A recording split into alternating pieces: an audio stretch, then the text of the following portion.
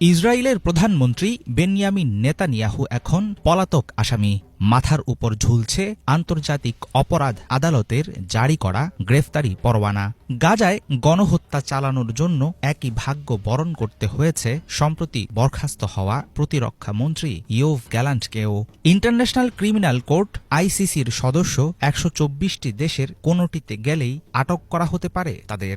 তবে শুধু গ্রেফতারের আদেশে সন্তুষ্ট নয় ইরান। দেশটির সর্বোচ্চ ধর্মীয় নেতা চান যুদ্ধাপরাধের অভিযোগে মৃত্যুদণ্ড হোক নেতানিয়াহুর। আমেরিকার পালক পুত্র ইসরায়েলের রক্তপিপাসু প্রধানমন্ত্রীকে কি শাস্তি দিতে পারবে আন্তর্জাতিক আদালত? আসলেই কি বিচার পাবে গাজা ও লেবাননের শহীদ জনগণ? নেতানিয়াহুর বিরুদ্ধে গ্রেফতারি পরোয়ানা অনুযায়ী ব্যবস্থা নেয়ার জন্য সদস্য দেশগুলোকে অনুরোধ জানিয়েছেন আন্তর্জাতিক অপরাধ আদালতের প্রধান কৌঁসুলি করিম খান। এর মধ্য দিয়ে সদস্য দেশগুলোতে আনুষ্ঠানিকভাবে সীমিত হয়ে পড়ল নেতানিয়াহুর চলাফেরা। এর মধ্যেই যুক্তরাজ্য জানিয়েছে নেতানিয়াহু কিংবা গ্যালান্ট তাদের ভূখণ্ডে ভ্রমণ করলে গ্রেফতার করতে বিন্দুমাত্র দ্বিধা করবে না সরকার। এমন পরিস্থিতিতে আন্তর্জাতিক বিশ্লেষকরা মনে করছেন নেতানিয়াহুর চরমপন্থী মনোভাবের কারণেই আন্তর্জাতিকভাবে একঘরে হওয়ার পথে আছে ইসরায়েল। ইরানের সর্বোচ্চ ধর্মীয় নেতা আয়াতুল্লাহ খামেনির তরফ থেকে নেতানিয়াহুর মৃত্যুদণ্ডের দাবি জানানো হলেও এই দাবি বাস্তবায়ন বিদ্যমান আইনে সম্ভব না। এরকম কোনো আদেশ দেওয়ার ক্ষমতা আসলে আন্তর্জাতিক আদালতের নেই। নিয়ম অনুযায়ী কোনো অপরাধীকে মৃত্যুদণ্ডাদেশ দিতে পারে না আইসিসি। সর্বোচ্চ ৩০ বছরের কারাদণ্ড ও বিশেষ ক্ষেত্রে অপরাধীকে যাবজ্জীবন কারাদণ্ড দিতে পারে এই আদালত।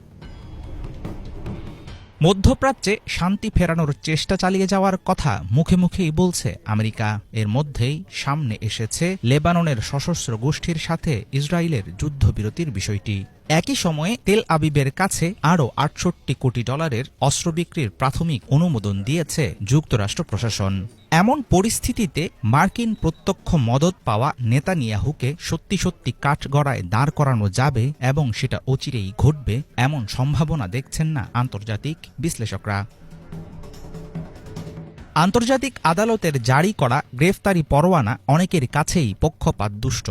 ইসরায়েলের সামরিক পদক্ষেপ নয়, বরং গাজায় মানবিক সহায়তা ঢুকতে বাধা দেওয়ার জেরে এই মামলা। প্রকাশিত বিবৃতিতে স্পষ্ট জানিয়েছে আইসিসি। এমন বক্তব্যের মাধ্যমে গাজায় ইসরায়েলি প্রতিরক্ষা বাহিনীর চালানো বর্বরতার বিষয়টি কৌশলে এড়িয়ে যেতে চেয়েছে আন্তর্জাতিক আদালত, এমনটাও মনে করেন অনেকে। সবকিছু মিলে ঘটনার মোড় কোন দিকে যাবে, শেষ পর্যন্ত কি ঘটবে নেতানিয়াহুর ভাগ্যে, সেটাই এখন দেখার বিষয়।